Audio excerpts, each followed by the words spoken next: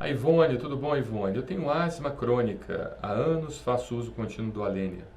Quando estou bem, tento usar só uma vez ao dia por medo das reações. Porém, em menos de um ano tive 3 fortes crises. Minha pergunta é: será que foi por usar só uma vez ao dia, sendo que minha receita é de 12 em 12 horas?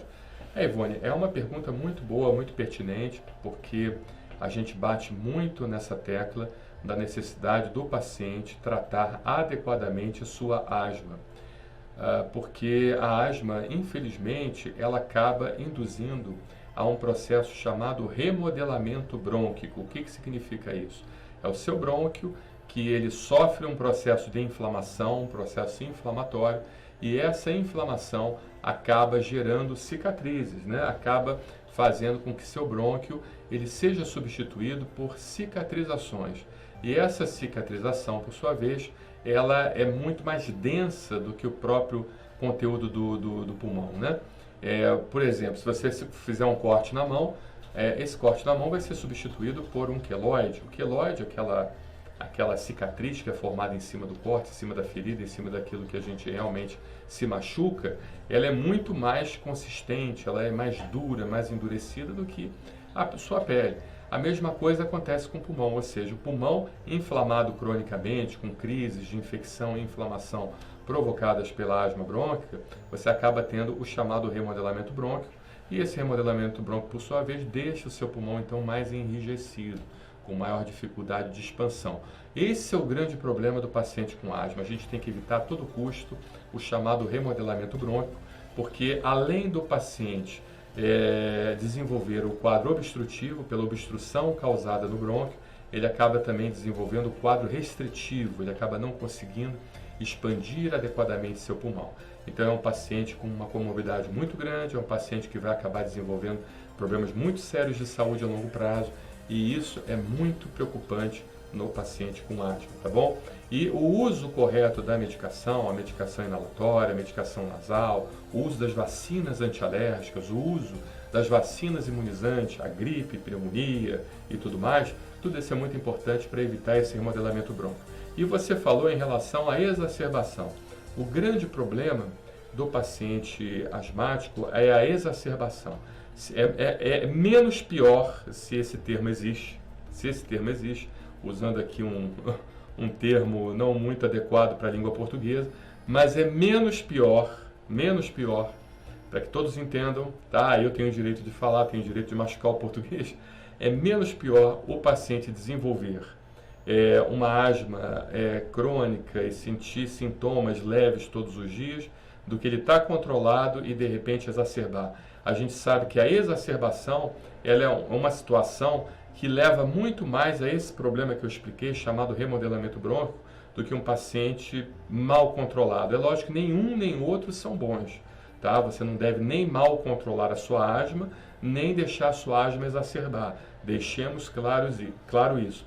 Mas se você fizer a comparação do quadro crônico, de asma, de doença crônica, de sintomas diários leves crônicos e exacerbação, a exacerbação acaba a longo prazo sendo pior, porque ela causa mais remodelamento brônquico, ela deixa o seu pulmão mais endurecido e, consequentemente, você pode acabar desenvolvendo muito mais comorbidades pulmonares a longo prazo do que se você tivesse um quadro de sintomas diários. Então, o que nós orientamos? Nós orientamos realmente que você siga perfeitamente a receita do seu médico, né? O Alenia é um composto que tem 2 medicações, você tem a budesonida e o formoterol, que é uma medicação, um broncodilatador de longa duração, que pode ser utilizado durante muito tempo, e essa medicação tem que ser feita adequadamente de acordo com a orientação do seu médico, até para que você possa, num futuro próximo, para evitar o seu organismo acostumar não com a budesonida, mas para acostumar com o formoterol, evitar justamente para que você possa então diminuir a quantidade do uso do Alenia, ou seja, você vai usar a terapia combinada dupla, muitas vezes você está usando duas vezes ao dia, terapia combinada dupla.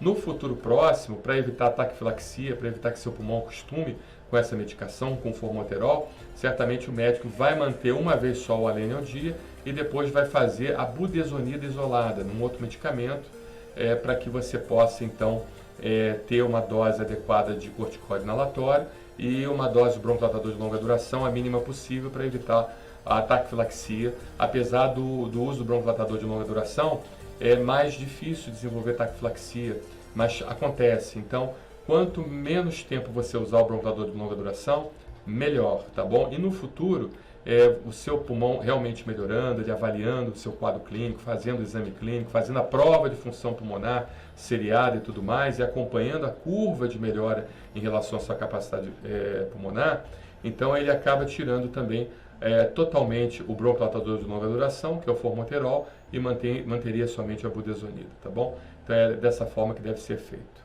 Um abraço, Ivone, espero ter te ajudado. Eu sei que é muita informação, é muito técnico, mas esse espaço aqui no YouTube mesmo é para a gente enriquecer, tá? Aqui nós não estamos numa televisão, que a gente tem um espaço curto, de 2, 3 minutos no máximo, às vezes até de segundos.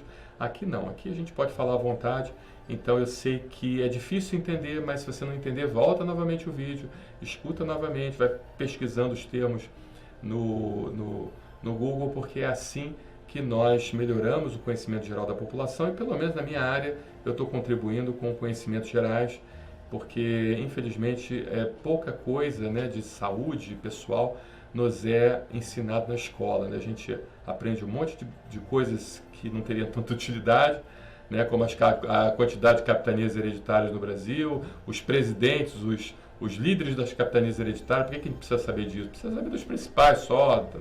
Mas assim, as coisas mais importantes mesmo, como fazer uma prevenção de doenças, como saber mecanismos de ação de situações que possam vir a lhe acometer e tudo mais, isso a gente não aprende, né? A gente aprende muita coisa inútil, né?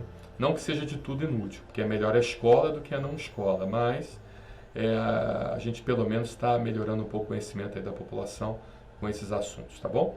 Um abraço, Ivone, muito obrigado pela sua pergunta, e enriqueceu bastante a nossa comunidade aqui. Obrigado.